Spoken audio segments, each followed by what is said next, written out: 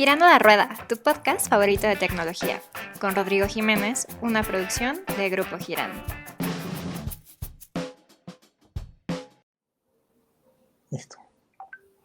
Amigos de Girando la Rueda, ¿cómo están? Buenas tardes. Les doy la bienvenida a este nuevo episodio. Muy contentos de saludarlos nuevamente. Y como siempre, pues felices y trayendo temas de mucho interés, invitados muy especiales. El día de hoy hemos invitado a una persona muy, muy especial y vamos a hablar de un tema bien interesante. Es la doctora Antígona Segura. Antígona es una doctora científica, astrobióloga. Entonces, pues bueno, cuando yo vi astrobiólogo, la verdad es que dije, caramba, ¿qué es eso?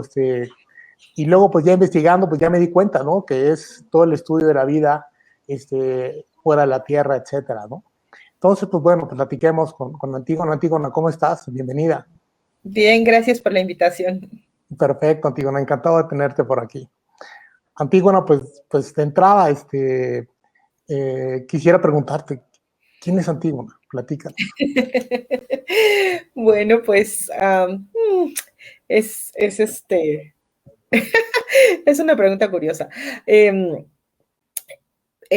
Bueno, soy Antígona, pues no sé por dónde empezar a definirme. Podría empezar por la parte académica, que ha sido la que ha definido mi vida todo el tiempo. Estudié física, entonces, bueno, eso me hace parte del gremio de la gente que hace física, ¿no? Ajá. Y astronomía, y después me dio un doctorado en ciencias de la Tierra. Entonces, pues acabé siendo astrobióloga, que es lo que quise desde que era niña, pues en esta ensalada de cosas, ¿no? Entonces, pues también soy un poquito escritora, me gusta mucho escribir, entonces por ahí he escrito, tengo un blog y tengo cositas, pues el ser mujer y el ser lesbiana, pues ha sido también algo que ha marcado mi vida en particular, ¿no? Entonces este tipo, pues también, o sea, además de la academia, pues el hecho de ser mujer, pues digamos, ha marcado cierto tipo de, sobre todo de violencias y cosas que pues vivimos las mujeres en y en muchos países, ¿no? Pues tanto los ambientes académicos como fuera de ellos. Y pues eso, básicamente eso soy. Digo, oye, pues más cosas, pero que yo lo dejaría allí. exacto, ¿no? Bueno, pues ya con esa presentación, la verdad es que eres bien puntual, ¿no? Y te defines perfectamente, ¿no? Y te agradezco mucho, encantado, Antígona. Quisiera preguntar, ¿por qué no empecemos a hablar con el tema de astrobiología? Sé que colaboras con la NASA. ¿Por qué no nos platicas por ahí el tipo de colaboración que haces?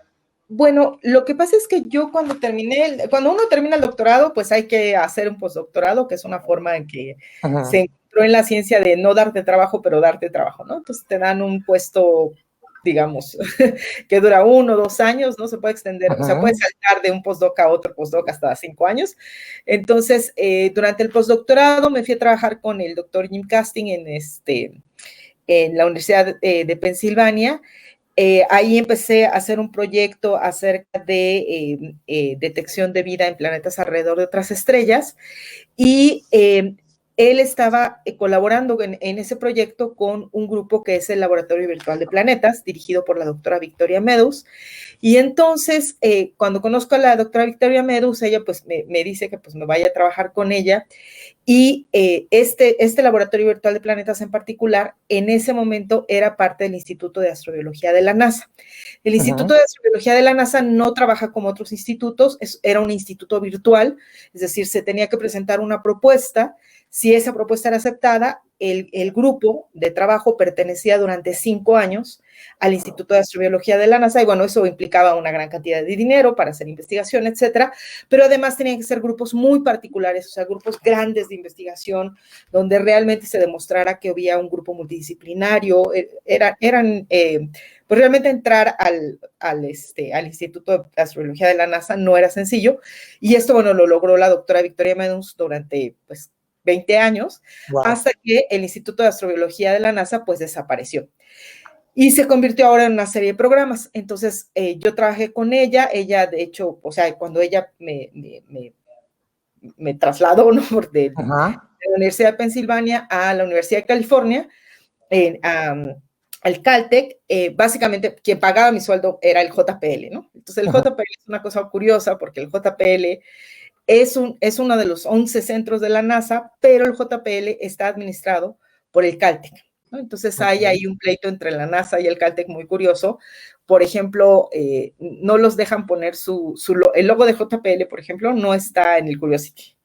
Ajá. Entonces, lo que hicieron con el Curiosity fue que en las llantas, en código Morse, pusieron JPL. Entonces, conforme el carrito va avanzando, va dejando la huella del JPL. ¿Cómo crees? Ya no les dejaron hacer eso, pero entonces hay una serie de cosas. Pero bueno, entonces, bueno, mi sueldo lo pagaba la NASA directamente. Yo pertenecía a este trabajo, a este grupo del Instituto de Astrobiología de la NASA, pero estaba yo formalmente en Caltech. Okay. Y cuando ya vine a México, a la Universidad Nacional Autónoma de México, entonces ya continué colaborando con este grupo, con el Laboratorio Virtual de Planetas, que sigue perteneciendo a un programa, a un gran programa de estudio de exoplanetas de la NASA, pero ahora con otra variante diferente. Entonces, pues mi colaboración con ellos pues es a través de algunas investigaciones muy específicas de habitabilidad de planetas y cosas así, ¿no? Entonces, pues básicamente en eso consiste mi colaboración. Wow, oye, ¿qué edad tenías cuando estabas en todo este proceso de la colaboración con el Centro de Astrobiología de la NASA? ¿Hace cuánto fue eso? Ajá, esa es una buena pregunta, no sé. A ver, yo trabajo, es que no, yo soy pésima para los años. Yo les puedo decir cuándo se murieron los dinosaurios, pero no sé cuándo. No sé, soy pésima para los años, pero en 2006 comencé a trabajar en la UNAM y digamos los 5 años anteriores, 2001 a 2006. De 2001 más o menos. Fue cuando hice mis postdocs, entonces más o menos. Hace 20 años más o menos. Sí. Estás bien jovencito. ¿No? Sí, hace 30 y tantos tenía. Sí. No, bueno, o sea, imagínate qué gran reto, ¿no? La verdad qué interesante, ¿no? Oye, ¿y cómo ha sido tu vida en este proceso de la ciencia? O sea, ¿cómo te ha tratado? La ciencia. Pues me refiero a la ciencia, la comunidad sí. y, por ejemplo, pues bueno, pues a veces se dice que, por ejemplo, pues no se le reconoce a los científicos como debería de ser, ¿no? Y hay fuga de talento, a eso me refiero, ¿no? Sí, pues lo que pasa es que durante mucho tiempo yo no me pregunté como de qué iba a pasar de mi vida, ¿no? O sea, yo recuerdo que cuando dije que iba a estudiar física, sí hubo familiares que me dijeron de qué iba a vivir y qué es eso, ¿no? Y cosas así. Y yo realmente no me preocupé mucho por el asunto hasta que estaba a punto de terminar la carrera de física. Cuando mi papá se quedó sin trabajo, yo vivía, o sea, mi familia, yo soy de la Ciudad de México, pero cuando el temblor nos fuimos a Aguascalientes y yo estudiaba en San Luis Potosí. Entonces, pues, me pagaban una casa de asistencia y cuando mi papá se queda sin trabajo, entonces, pues, básicamente me quedo yo en el aire justo como, o sea, unos meses de terminar. Entonces, bueno, yo me metí a dar clases, ¿no? Y más o menos pude cubrir como los últimos meses de mi estancia en la casa de asistencia y cosas así, antes de graduarme, y pues es así como o sea, esa angustia así de, ¿no? De qué voy a hacer, pero bueno, afortunadamente conseguí dar clases y después de eso, pues me metí al posgrado.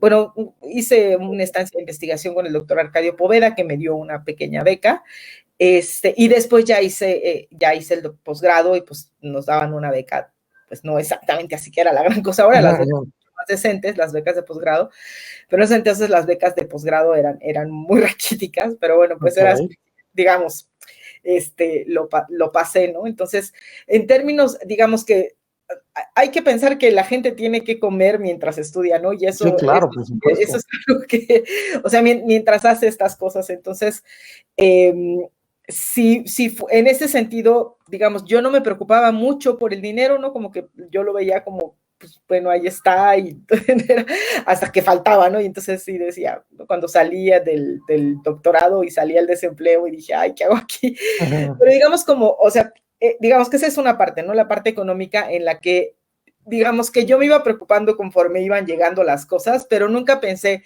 uy, ¿dónde voy a trabajar en 10 años, cuando termine el doctorado? O sea, yo iba como buscando, ¿no? O sea, era paso a paso. O sea, finalmente yo estaba estudiando lo que me gustaba, ¿no? Por otro lado, pues sí hubo cosas, o sea, digamos, por ejemplo, en la Facultad de Ciencias, mientras yo estudiaba física, pues había cosas que se me hacían muy fáciles, ¿no? O sea, no sé, mecánica cuántica fue así como, la pasé súper bien. No, crees, no, bueno, qué bárbaro, no. Otras cosas que las pasé muy bien y otras que se me hicieron súper, o sea, por ejemplo, nunca pude con termodinámica, entonces yo así, o sea, literalmente había veces que lloraba yo porque no entendía nada. Sí, pero no, Y bueno, luego, ingenierías y cosas de ese tipo, ya imagino, ¿no? sí, o sea, pues como que había de todo, ¿no? Entonces, igual en la maestría, ¿no? O sea, normalmente cuando uno habla de estas cosas, pues dices, pues sí, ¿no? Gané, fui, vine, me gradué, ¿no? Pero sí, también, o sea, también tiene unos ratos de frustración, de que no duermes, o sea, cuando presenté los exámenes generales para la maestría, no dormí o sea, en todo el fin de semana no dormí, ¿no? Hasta que terminé de estudiar y terminé de preparar todo para mi última presentación del examen general. O sea, en cuanto terminé ya de hacer todo, que había dormido como un par de horitas, ese día dormí como 11 horas y ya el otro día presenté el examen, ¿no? Pero, o sea, pues ese tipo de cosas que, digo, no sé, no estoy a favor de la cultura del sufrimiento, o sea, yo creo que la ciencia debería hacerse por placer y que así, ¿no? Pero sí hay como esa idea de que uno tiene que sufrir, ¿no? Porque si no, no estás aprendiendo, tienes que dedicarte todo el tiempo. Y pues esa es una idea que viene pues de que quienes se pueden dedicar todo el tiempo pues son la gente que tiene quien les haga el súper, quien les lava la ropa, Sí, claro. ¿no? O sea, quienes les haga de comer, esa gente se podía dedicar a la ciencia todo el tiempo, ¿no? Pero pues la gente, ¿no? O sea, la mayoría de las personas no tenemos esos privilegios, entonces la ciencia todavía está muy hecha y hay gente todavía que piensa que la ciencia pues tiene que ser así, ¿no? Dedicarte, o sea, no tienes que comer, desayunar y vivir ciencia todo el tiempo. Y pues eso sí me parece un concepto muy, muy erróneo, ¿no? Porque relega a mucha gente de la ciencia y porque supone privilegios que pues no toda la gente tiene, que pues tenían los hombres blancos, ¿no? Que hacían ciencia en Europa, ¿no? En otros lugares, pero que pues no tenemos la mayoría de las personas. Entonces, pues esa fue mi vida en la ciencia, ¿no? O sea, un poco de pues de emoción, porque había cosas nuevas que aprendía, que entendía, ¿no? Cuando resolvía problemas, que de pronto era así como, sí, ya sé cómo resolver esto, ¿no? Y pues me gustan las matemáticas, entonces era así como, qué divertido, pero bueno, luego estaba así como, no entiendo nada, ¿qué voy a hacer? Entonces, bueno, pues interesante, no. Mira, en mi experiencia yo te diría, o sea, me costó mucho trabajo, yo unos buenos años de mi vida estudié ingeniería y bueno, todas esas materias que dices tú y que bueno, pues, evidentemente no tiene nada que ver con el nivel de estudio que tú desarrollaste, complicadísimo. Ahorita que decías termodinámica, hiciste que recordara sufrimientos muy antiguos, ¿no? Todo ese tipo de cosas. Pero bueno, oye, que eres muy, muy afortunada de que las matemáticas se te faciliten, ¿no? Qué maravilla. Antigona, muy interesante. A ver, déjame, hay como que varias cosas que aquí voy viendo, ¿no? O sea, primero, a raíz del temblor, tu familia se va a San Luis, ¿no? No, Entonces, Aguascalientes, perdón. Sí, yo me fui a San Luis a estudiar para Aguascalientes. Ok, ¿y fue como un empezar otra vez para ustedes? Sí, bueno, pues, o sea, el temblor es el 19 de septiembre y yo cumplo años el 20 de septiembre. Órale, vamos a apuntarlo, yo 14 años, ¿no? Entonces sí, no, bueno, además iba a ser mi primera fiesta así de adolescente, ¿no? Y entonces, bueno, pues sí, o sea, sí fue, pues fue en muchos sentidos traumático. O sea, yo recuerdo la Ciudad de México era como una ciudad zombie, ¿no? Esa veía tan extraña con la gente caminando realmente, o sea, todo el mundo está impactado. Yo creo que es uno de los grandes traumas colectivos que tenemos, que deberíamos tener también una terapia colectiva, ¿no? Porque si toda la gente que vivimos esa experiencia, que no fue, pues que fue muy difícil, ¿no? Para la ciudad, muy o sea, difícil. perdimos mucha gente. Y yo No vivía en estábamos, Tlatelolco, no estábamos preparados además, ¿no? no, yo vivía en Tlatelolco frente al Nuevo León.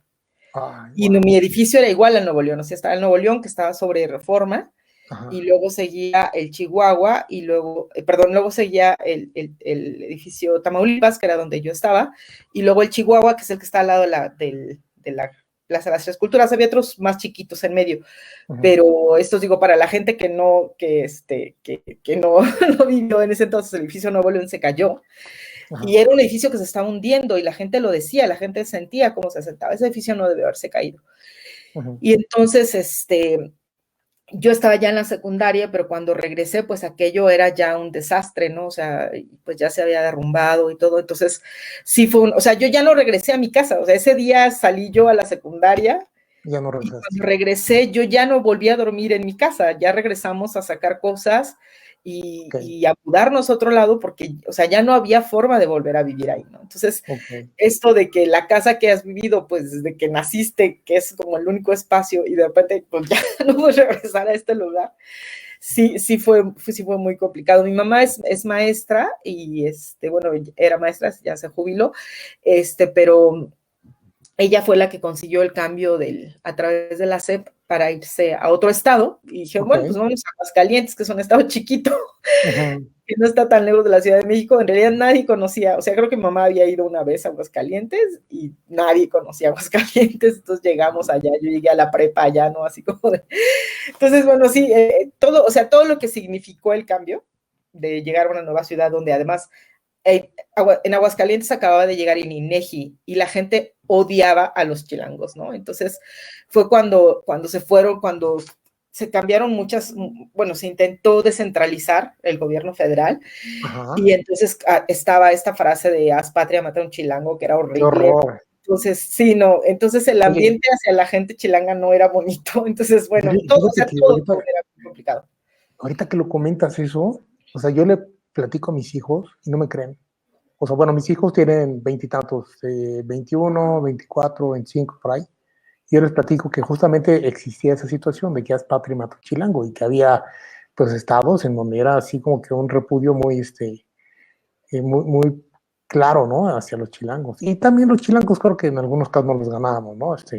Había chilangos que la verdad le echaban ganas para ganarse el título, pero qué cosas, ¿no? Sí, no, ¿No? bueno, pues además yo pues como pues, ¿no? Yo tenía 16 años, entonces era así como de, bueno, de hecho yo cumplí los 15 años allá porque terminé la secundaria porque se cumplió los 15. Entonces pues sí, era como era todo muy, muy raro. Entonces sí fue una experiencia muy, muy particular esto de mudarse, o Oye, sea, por las circunstancias, ¿no? Que nos mudamos. pero tú eres buena onda, entonces yo creo que, bueno, te han de ver aceptado rápidamente, ¿no? Yo creo que hay gente que difiere, pero, Ah, sí, no me digas, oye, eres pero así muy no lo vamos a exigente, discutir. eres muy exigente, Pues no, no sé, no sé. pues, No, no puedo sí, juzgarme así, ¿no? Como si estuviera fuera de mí, pero yo sé que había gente a la que no le caía bien. bueno, como todo, ¿no? Siempre hay quienes sí, quienes no. Y fíjate que por ahí te quería preguntar, eh, ¿cómo fue o cómo ha sido tu camino dentro del mundo de la ciencia?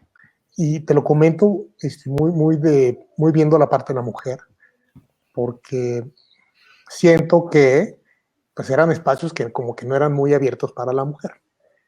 Y Sí, pues probablemente has tenido que ir abriendo brecha o las mujeres se han tenido que ir ganando lugares y posiciones y probablemente a eso me refiero, ¿no? sí, pues en la Facultad de Ciencias en San Luis Potosí habíamos dos mujeres en mi generación, y de toda la carrera eh,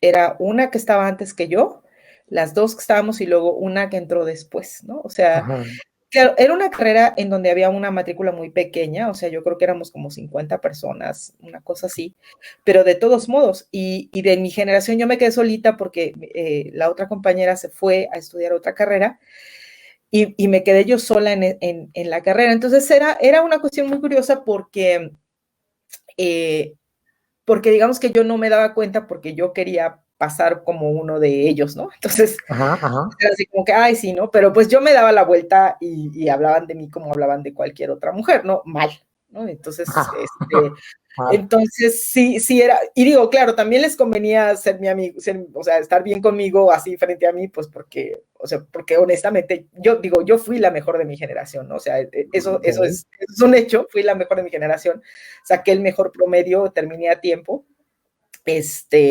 entonces, bueno, claramente no, o sea, era alguien a quien le podían pedir ayuda con las tareas y cosas, pero no, digamos que yo tardé algunos años en enterarme después cuál era la forma en que se expresaban de mí mis compañeros, ¿no? Uh-huh.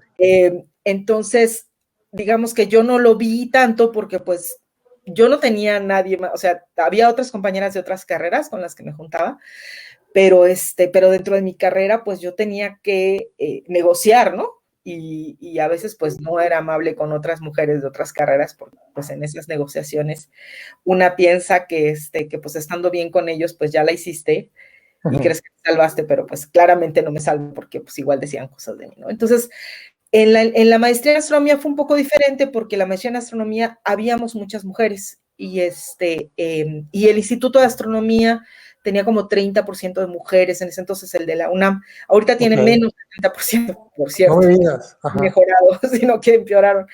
Pero en ese momento el ambiente era muy diferente, entonces había una serie de dinámicas que eran diferentes, pero había otras cosas que habíamos normalizado, por ejemplo, que pues había profesores que salían con las estudiantes, ¿no? Por ejemplo, y era algo que pues, ¿no? Pues todo el mundo decía, pues sí, mira, fulanita ya anda con... Sí, anda con el teacher y ya no pasa nada. Y no parecía pasar nada, ¿no? Entonces, pero digamos, después pues te das cuenta que pues eso no es precisamente un ambiente sano ¿no? Ajá. Donde, o sea, que hay cosas que, digamos, sí, todas éramos adultas, etcétera, digo, no es lo mismo que antes con una niña secundaria, pero de todos modos, pues, digamos, en una institución tan jerárquica, ¿no? Como la académica, pues el hecho de que alguien que está como arriba en la jerarquía salga con alguien que no tiene ningún poder dentro de la jerarquía, que es un estudiante, pues se convierte en un problema. Entonces, en realidad, por ejemplo, cuando yo vivía así, ¿qué es esto, no? Cuando llegué al Instituto de Ciencias Nucleares a hacer el doctorado, y que ahí básicamente, pues la mayoría eran físicos, y así físicos con O, porque pues la mayoría eran hombres, ¿no? Entonces, sí, digamos que los ambientes se convierten, las dinámicas son diferentes, ¿no? Como que la demostración de que sabes, de que entiendes, de que puedes, etcétera, constantemente, como esta cuestión de competir, ¿no? Es muy desgastante, ¿no? En los Ajá. ambientes masculinizados. Cosa que no nos pasaba cuando, por ejemplo, cuando estábamos en la maestría y era un ambiente más colaborativo que habíamos establecido nosotras, ¿no? Como, o sea, que éramos mayoría, o éramos como la mitad, algo así, o sea, ahorita no puedo precisar el porcentaje, pero éramos bastantes mujeres, ¿no? Entonces, sí había, o sea, sí se notaban las dinámicas, ¿no? Y bueno, pues, no, ahora yo a una compañera, fue a dar una charla y le dijeron, eso es una colega que está dirigiendo todo un, observatorio, y entonces le dicen, pero yo quiero hablar con un astrónomo, ¿no? Bueno, pues yo soy astrónomo. No me No, digas. tú no puedes ser un astrónomo. Y claro, o sea, esperaba un hombre, ¿no? Y quería un hombre, ¿no? Entonces era un niño, ¿no? Entonces todavía los imaginarios sobre quién debe hacer ciencia, cómo debe hacerse, etcétera. Y pues así me ha pasado que me ignoran, ¿no? O sea, que estoy digamos, yo llevo más de 15 años trabajando en la UNAM, en el instituto, y hay ocasiones en que hablo y como si no hablara, ¿no? Es como, ¿no? Entonces, bueno, pues estas cosas que está uno, ¿no? Hay que estar. Y a veces es muy, muy cansado, muy, muy cansado. Es horrible. O sea, ¿cómo puedes? Bueno, yo imagino en tu posición y sobre todo en general, ¿no? La posición de la mujer. Que tengas, que pases por este tipo de situación, esta discriminación, ¿no? La verdad es que, oye, pues, una persona preparada con credenciales, con la carrera y que no te hagan caso, o sea, ¿no? Los Pues estudiantes, hombre, no te hacen los caso. estudiantes. No, pues eso sí le pruébalo, no, eso sí. Bueno, o sea, te estoy diciendo que así es porque yo sé, ¿no? Pues es como... Ay, qué cosas. Oye, ahorita que comentabas de la astronomía y el observatorio, eh, ¿dependes del Observatorio Nacional, el que está en San Pedro Mártir, o colaboras con ellos o nada que ver? No, yo hago o sea, mi trabajo es teórico, ¿no? Y, digamos, soy un poco disidente de la astronomía. Yo trabajo, bueno, la astrobiología que yo hago tiene que ver con simulaciones numéricas. Entonces, mi laboratorio, pues, es la computadora, ¿no? Entonces, lo que hacemos es que tenemos códigos que simulan las atmósferas de planetas potencialmente habitables. Entonces, esos son nuestros experimentos, ¿no? O sea, cambiamos la distancia de la estrella, el tipo de estrella que utilizamos, la radiación de la estrella, ¿no? Puede ser, no sé, radiación ultravioleta y ver qué pasa con la química del planeta, por ejemplo. Entonces, tenemos diferentes tipos de códigos dependiendo de lo que queremos estudiar de los planetas, en particular enfocados a saber si los planetas pueden ser habitables o no. Yo estudio un tipo de planetas que están en estrellas que son muy, muy poco masivas, menos masivas que el Sol, que se llaman enanas rojas o enanas M, y estas estrellas son, o sea, son rojas, justo porque se ven rojas, porque son...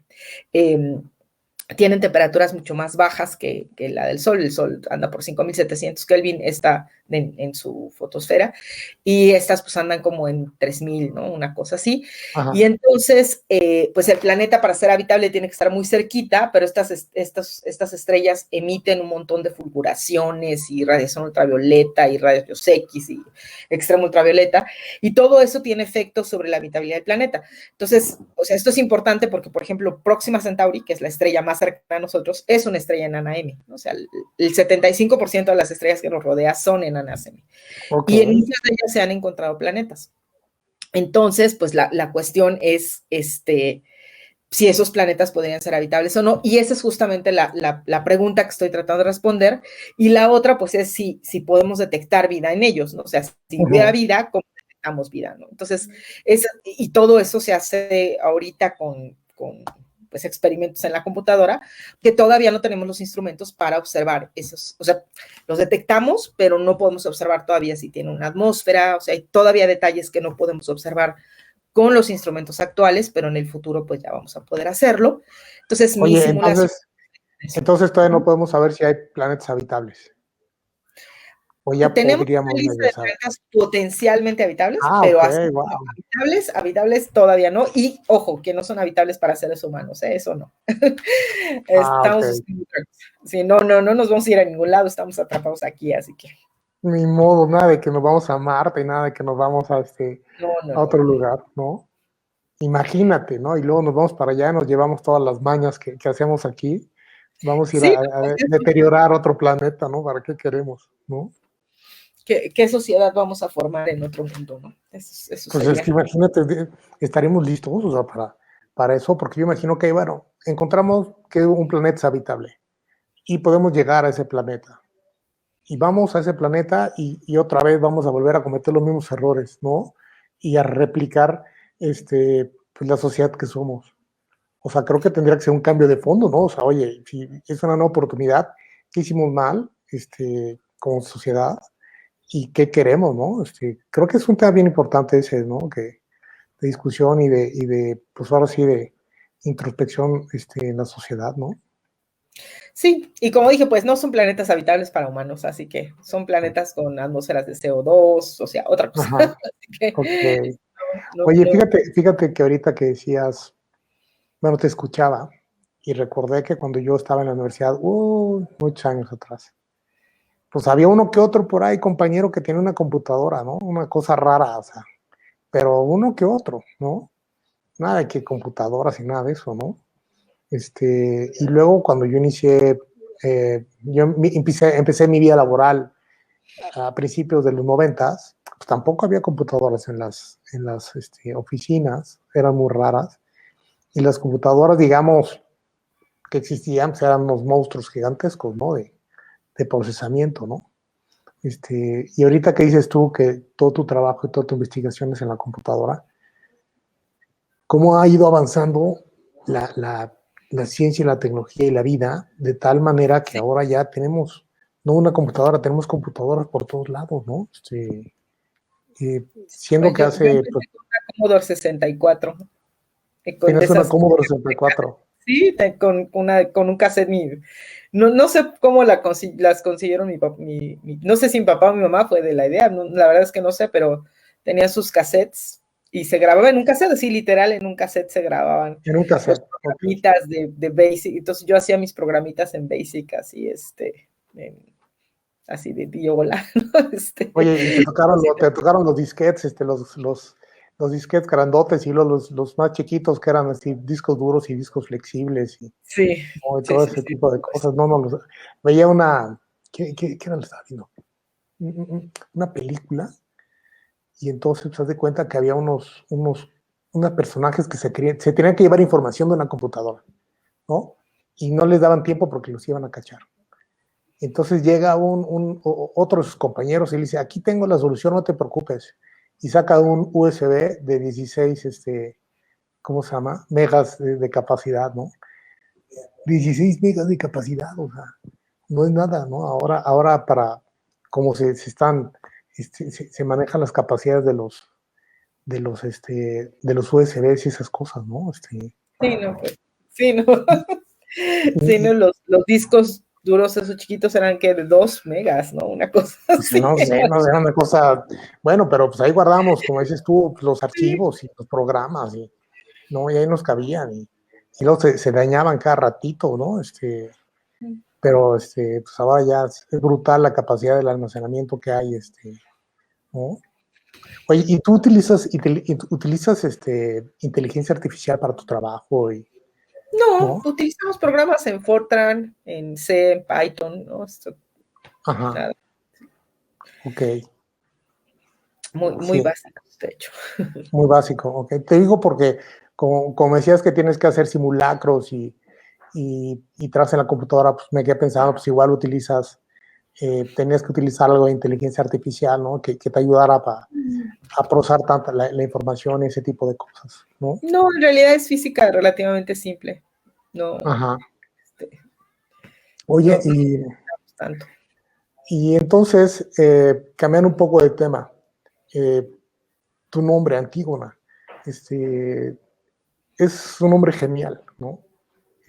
¿Por qué te pusieron así? O sea, ¿hay alguna historia de Antígona? No Eres me la puse. única persona que conozco que se llama así, pero bueno, ese es un nombre genial, ¿no? Sí, no. Bueno, en Grecia y en Argentina hay un personaje de un libro que se llama Antígona Vélez, entonces Ajá, es muy famoso. El nombre de Antígona, de hecho, en Argentina es relativamente famoso. ok. Y bueno, pues en Grecia también, ¿no? Porque es un nombre griego. Pero no, yo escogí mi nombre, mi papá me puso de otra forma. Ah, ok, ok, órale. No, pues, Y yo, como a los 8 años, me preguntó si me quería cambiar de nombre, porque yo andaba por ahí diciéndole al mundo que yo me llamaba Antígona. Y entonces, pues, le dije que sí, y fuimos con el juez, y no me querían cambiar el nombre. Entonces, querían agregármelo al nombre anterior, y decían, no, es que yo me quiero llamar Antígona. Entonces, finalmente, pues, me lo cambiaron. O sea, me dicen que yo hablé o sea, que el juez quiso hablar conmigo a solas, no tengo idea, o sea, no me acuerdo, pero yo tenía 8 o 9 años. Entonces, me cambiaron, pero yo conocí el nombre de Antígona porque tengo una tía, que es Antígona Segura también, que acaba de fallecer, pero habíamos 2 Antígonas Segura en el mundo, y ella es la hermana más chica de mi papá. Entonces, cuando mi abuelo era ciego, entonces mi abuelo les ponía los nombres de acuerdo a cómo se los describían mi abuela o cómo sentía a sus hijos. Entonces, mi papá, que era como un niño muy grande, era Ajax por el guerrero de la Ilíada. Bueno, de hecho hay 2 Ajax en la Ilíada, que son guerreros, pero mi abuelo tenía uno en específico por el que lo nombró. Y luego, Antígona era la más chica, bueno, resultó la más chica de su primer matrimonio, en realidad después se casó y tuvo otras 3 hijas, pero de su primer matrimonio era la más chica, y entonces, como él era ciego, cuando Edipo se saca los ojos y queda ciego, entonces quien es su lazarillo es Antígona. Además, Antígona es una obra muy interesante, ¿no? Entonces, pues es esta mujer que se impone y se defiende ante un mundo de hombres, igual pues acaban condenando a la muerte y etcétera, pero finalmente ella defiende su punto de vista Y es un caso que se ve, por ejemplo, en derecho se ve el caso de Antígona, que le llaman el derecho natural contra el derecho. Defiende su punto de vista. ¿Sí? Y entonces, pues bueno, escuché el nombre de Antígona por mi tía Antígona y me enteré de la historia, me gustó y pues entonces yo era Antígona y le dije a todo el mundo que yo era Antígona y mi papá pues ya se enteró que yo no usaba el nombre que él me había puesto, sino el de Antígona y pues ya me cambiaron el nombre. Oye, pero bueno, qué genial que a los 8 años te hayan dado esa, pues, ¿cómo decirlo, no? Que te han permitido tomar esa decisión. O pues sea, igual, aunque no me dejaran, yo igual decía a todo el mundo. Bueno, o sea, tú te puedes decir, autonombrar como tú quieras, ¿no? Pero que te lleven con un juez y que lo ejecuten, o sea, eso no es un tema, eso vaya, es muy poco común, ¿no? O sea, normalmente los papás te dicen, oye, a ver, sí, pero bueno, pero te llamas María o como sea, ¿no? Te podrás autonombrar como quieras, pero tu nombre es este. Pero a ti te dieron esa opción, ¿no? Sí. ¿Te apoyaban mucho tus papás? Pues, ¿en qué? Sí, para la parte de ciencia eran así, o sea, mi papá tenía una gran colección de cuestiones de ciencia ficción, ¿no? Entonces, yo leí ciencia ficción así hasta que nunca me harté, nunca me he hartado de leer ciencia ficción, pero yo crecí con o sea, rodeada de ciencia ficción. Mi papá, de hecho, el primer libro que me leyó fue uno que se llama Marciano, vete a casa, que no recuerdo de qué se trata, la verdad, pero fue el primer libro que me leyó. Y mi mamá me compraba libros de ciencia que eran muy difíciles de conseguir para infancias. No había libro, porque digo, ahora pues te vas así a las librerías grandotas o librerías chiquitas y hay secciones para infancias, ¿no? Y encuentras pues de todo, ¿no? O sea, el tema que quieras, puedes leerlo ¿no? con libros lindos, con grandes dibujos, etcétera. Entonces eran muy difíciles, eran ediciones españolas que se conseguían muy difícilmente, y mamá me consiguió mis libros de sobre astronáutica y o sea, así el espacio y cosas, ¿no? Entonces, pues yo me devoraba todo eso, ¿no? Entonces, y me llevaba a museos, además, que a mí me encantan los museos de ciencia. Ahora ya casi no voy, me gustan más los museos de arte contemporáneo, así. Pero en ese momento había 2 museos de ciencia en la Ciudad de México, que eran el Museo de Historia Natural, que es, ¿no? el que es como las medias naranjas, que está en Chapultepec, ¿no? Chapultepec, y el otro que también está en Chapultepec, que era el de la Comisión Federal de Electricidad, que era el único museo interactivo que había en ese momento, ¿no? Pues ya lo cerraron, qué bárbaro, ¿no? O sea, no sé qué le pasó, pero ya se acabó. No, lo que le hicieron, o sea, lo quisieron así, poner con esta tecnología enorme y todo, pero yo cuando fui me pareció tan, o sea, no me gustó. Era como así, como ver así como, ay, este era mi lugar de niña así favorito. Sí, yo también era chiquito, o sea, me acuerdo que me llevaba mi papá al museo de la CFE ahí al lado de los ojos mecánicos, ¿no? Me entristecí cuando vi que lo habían, pues estuvo un buen tiempo cerrado, ¿no? Sí, y luego pues que lo renovaron, pero pues no sé, a mí no me gustó la renovación.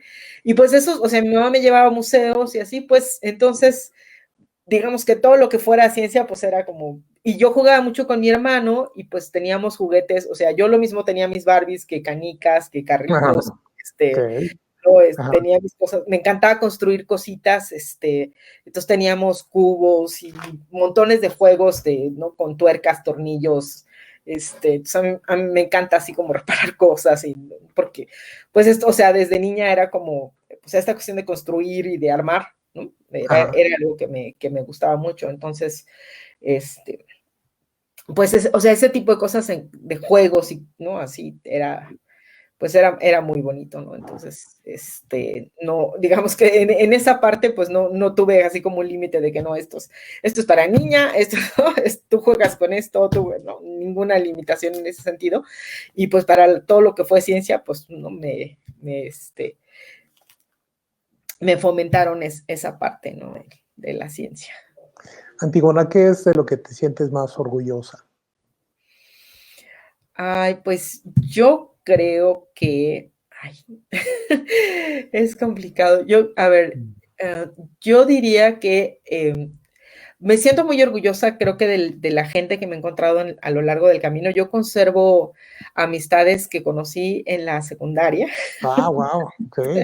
Por ejemplo, o sea, he sido una persona complicada, porque no tengo filtros para decir cosas y luego Ok, está bien. es un poco problemático eso, pero la gente con la que me he encontrado y que se ha quedado a lo largo del camino, me siento muy orgullosa de haber conservado a todas esas personas, ¿no? Porque, Ajá.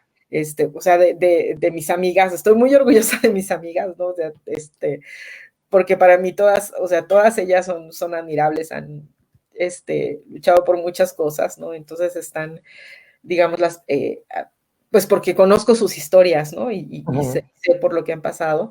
Entonces, para mí me enorgullece mucho, la gente que está a mi alrededor y que, o sea, que el hecho de que me quieran me parece, me da mucho orgullo y por supuesto que, bueno, pues yo trato de corresponder, ¿no? En el mismo sentido. Y pues además como de haber ido pues encontrando mi camino, ¿no? O sea que pues había cosas de repente, por ejemplo, cuando terminé la maestría en astronomía me dijeron, no, pues aquí no puedes hacer lo que tú quieres, que es astrobiología, ¿no? Tienes que cambiar de proyecto para el doctorado.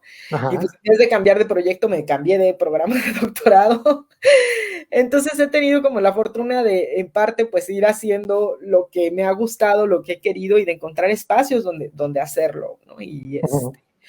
Y pues, o sea, me siento orgullosa pues de no haberme detenido, ¿no? O sea, de haber seguido.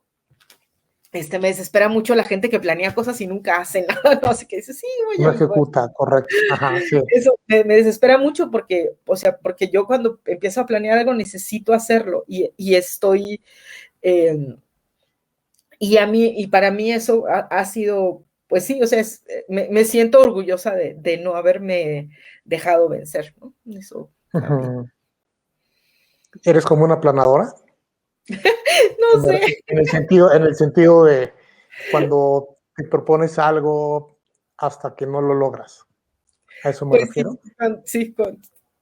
sí. Cuando planeo cosas para mí, sí las tengo que cumplir porque, pues, ¿Y te pues, consideras una persona tolerante o...? ¿en qué sentido tolerante? Bueno, no tolerante, digo, con capacidad de manejar la frustración. Y Pues no, te lo pregunto porque sabes que a veces a mí lo que me sucede es que quiero hacer algo y no me sale. Y bueno, tienes que saber manejar la frustración no soy muy y mala para eso. ok, De hecho, hay cosas que no hago justo porque no las hago bien y no las hago. ajá. Entonces digo, no, si eso no lo hago bien, no lo voy a hacer. Ya. Ah, sí, lo que no haces bien no lo haces.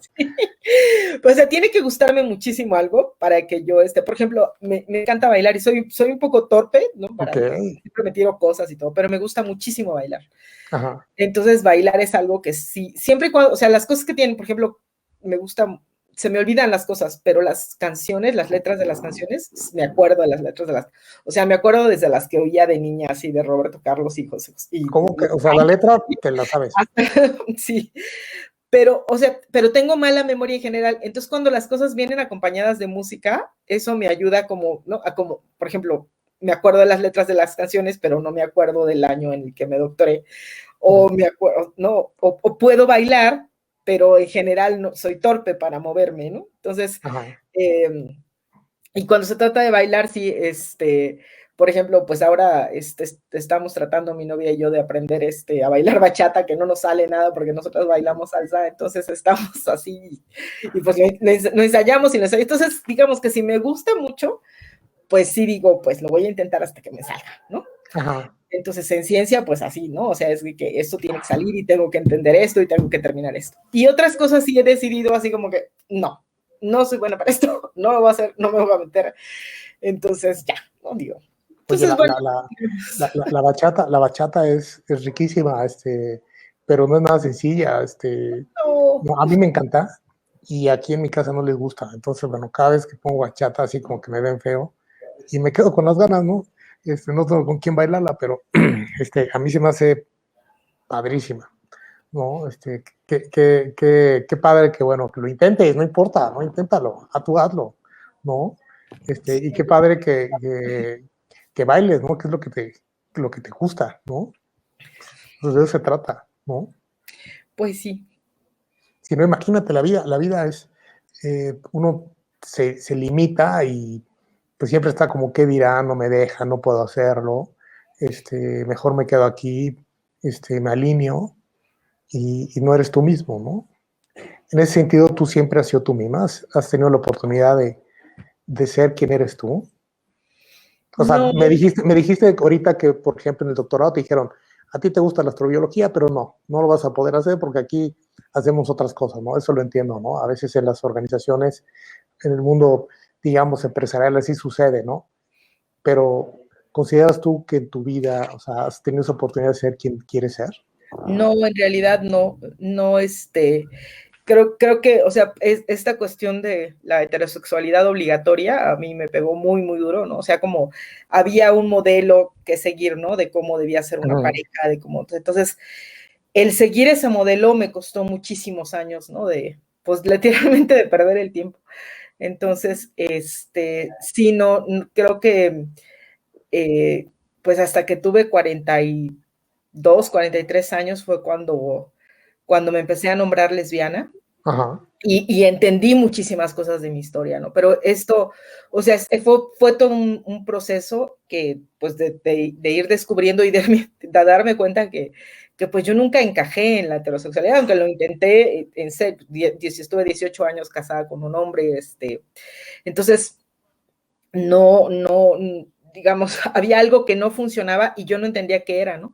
Y no tenía yo ningún referente, o sea, nada que me dijera esto, ¿no? O sea, hacia dónde caminar.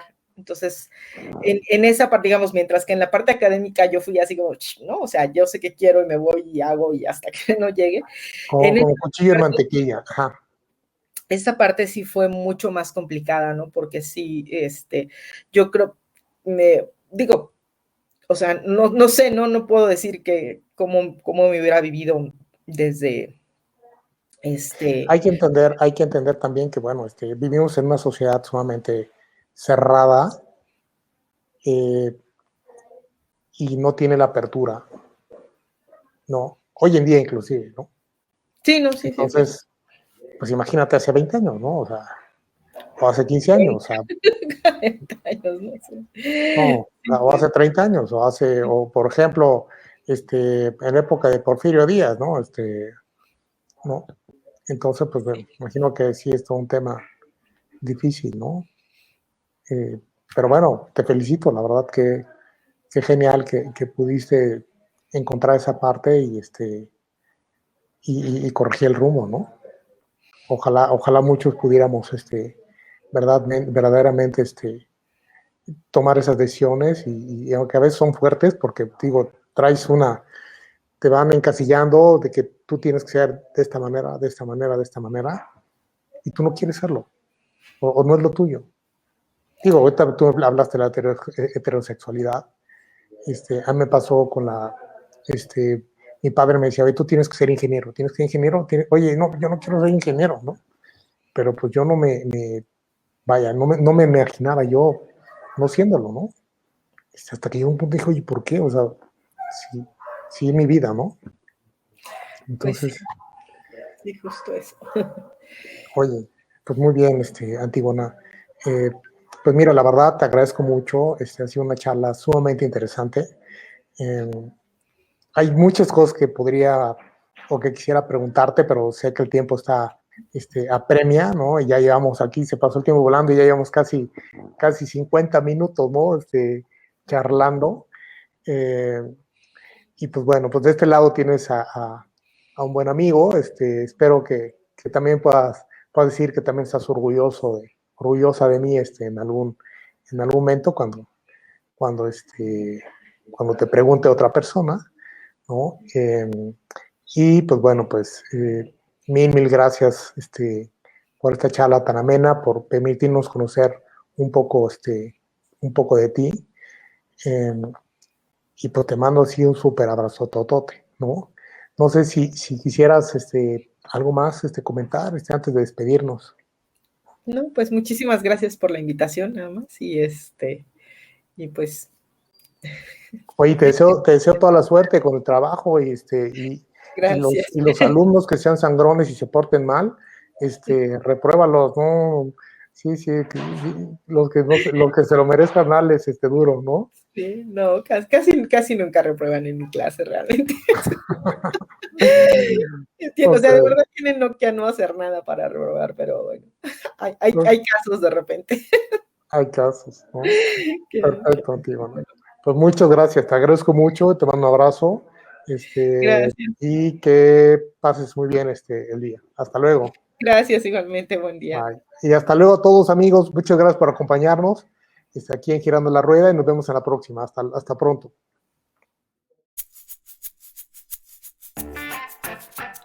No olvides seguirnos en nuestras redes sociales, en Twitter como @GiranMX, en LinkedIn como Giran Consultores, en Instagram como Girando la Rueda, y también puedes consultarnos en nuestra página web oficial www.giranmx.com.